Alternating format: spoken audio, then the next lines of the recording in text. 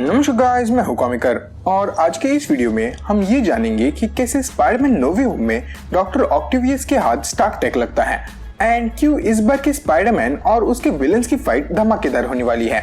अब ये जो पूरी थ्योरी है वो तब बनी जब डॉक्टर ऑक्टोपस की एक इमेज सामने आई जिसमें फैंस ने डॉक्टर ऑक्टोपस के पास स्टार्क टेक से बने टेंटिकल्स को नोटिस किया, जिसमें उन्होंने ये देखा कि ये टेंटिकल्स पुराने वाले टेंटिकल्स से थोड़े अलग हैं। इसका अपीयरेंस और कलर दोनों ही चेंज्ड है। इसके साथ ही फैंस ने एक और इमेज में इस थ्योरी के रिलेटेड प्रूफ देखा एंड हम सब जानते हैं कि मार्वल से निकले हर एक फोटो का इन यूनिवर्स एक्सप्लेनेशन जरूर होता है एंड ऐसा ही एक एक्सप्लेनेशन इस फोटो के साथ भी है कि कैसे ये स्टार्क टेक डॉक्टर ऑक्टोपस के हाथ लगता है। अब बात ये नहीं है कि टोनी स्टार्क डॉक्टर ऑक्टोपस को बनाता है या टोनी स्टार्क की वजह से डॉक्टर ऑक्टोपस क्रिएट होता है। नहीं, ये टोटली नो वे होम के हो रहे इवेंट्स की वजह से होगा।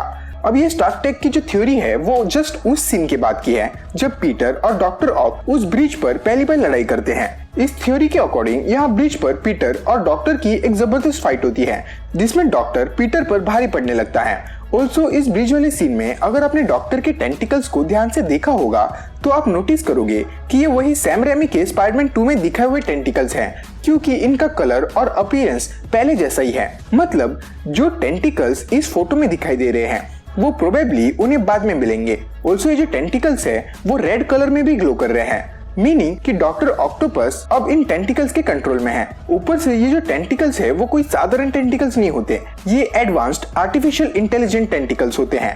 मतलब कि ये टेंटिकल्स खुद सोच सकते हैं, खुद रिएक्ट कर सकते हैं और जरूरत पड़ने पर खुद को कंडीशन के अकॉर्डिंग अडेप्ट भी कर सकते हैं। और ये मैं इसलिए कह सकता हूँ क्योंकि एक सीन में पीटर डॉक्टर ऑक के रोबोटिक आर्म्स के ग्रिप में होता है, जैसे डॉक्टर ऑक्टेवियस ने 2004 की स्पाइडरमैन 2 में टोबी मैगवायर के स्पाइडरमैन को पकड़ा था।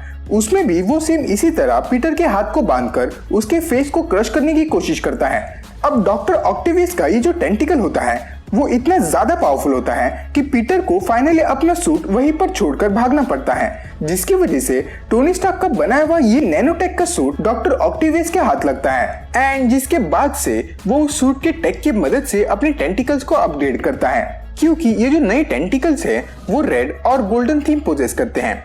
वो सेम थीम जो टोनी स्टार्क के आर्मर्स पर होती है और पीटर के आयरन स्पाइडर सूट पर भी है। अब अगर डॉक्टर ऑक इस स्पाइडरमैन सूट को खुद रिवर्स इंजीनियर करके अपने टेंटिकल्स को अपग्रेड करता है तो ये डॉक्टर ऑक के ब्रिलियंट माइंड को शोकेस करेगा। As doctor Otto Octavius Marvel के one of the most intelligent being में से एक है, तो उनके लिए ये करना कोई बड़ी बात नहीं होनी चाहिए। अब ऐसा भी पॉसिबल है कि जो टेंटिकल्स है वो खुद को स्टार्क टेक के साथ कंबाइन करके ऑन स्पॉट अपग्रेड हो जाए, एज ये टेंटिकल एक एडवांस एआई पोजेस करते हैं जो किसी भी काम को पूरा कर सकते हैं। ऊपर से इस सीन के पीछे का जो बैकग्राउंड है वो उसी सेम ब्रिज के नीचे का है जहाँ इस मूवी में डॉक्टर ऑक्टोपस पहली बार दिखाई देंगे। तो हम ये अज्यूम कर सकते हैं कि डॉक्टर ऑक्टोपस के जो टेंटिकल्स है वो पीटर के आयरन स्पाइडर सूट के पोजीशन में आते ही खुद को अपग्रेड कर दे। अब इसके अलावा इस सीन के रिलेटेड जो सेकंड थ्योरी है वो ये है कि इन टेंटिकल्स को ना ही डॉक्टर ऑक्टोपस बनाता है एंड ना ही वो खुद अपग्रेड होते हैं। इनफैक्ट इस थ्योरी के अकॉर्डिंग ये जो टेंटिकल्स है उन्हें खुद टोनी स्टार्क बनाता है। अब मैं ये नहीं कह रहा कि ये एमसीयू वाला टोनी स्टार्क बनाता है, नहीं, आप पहले थ्योरी सुनो। तो जब सैम रेमी की स्पाइडरमैन 2 प्री प्रोडक्शन के स्टेज में थी तब उसकी जो स्टोरी कंस्ट्रक्ट करी गई थी उसके अंदर सैम रेमी ने आयरन मैन और स्टार्क इंडस्ट्रीज का एक ईस्टर एग रखा था, जिसमें स्टार्टिंग में उन्होंने ये दिखाया था कि ये जो टेंटिकल्स है उन्हें स्टार्क इंडस्ट्रीज मैन्युफैक्चर करती है एंड यहीं से डॉक्टर ऑक्टोपस अपने फ्यूजन एक्सपेरिमेंट के लिए टेंटिकल्स चुराता है। अब उस टाइम सोनी और मार्वल के बीच कनेक्शंस और इम्प्रॉपर डील्स की वजह से डायरेक्टर सैम रेमी को ये प्लॉट फिर से बदलना पड़ा, लेकिन उन्होंने जो भी किया कसम से वो बहुत ही ज्यादा औसम था। बट अब जब सोनी और मार्वल के बीच के कनेक्शंस अच्छे बन चुके हैं तो हमें ये स्टोरी आर्क फिर से देखने को मिल सकता है। अब बात करते हैं कि क्यों इस बार स्पाइडरमैन और उसके विलन्स की फाइट एक अनदर लेवल पर होने वाली है।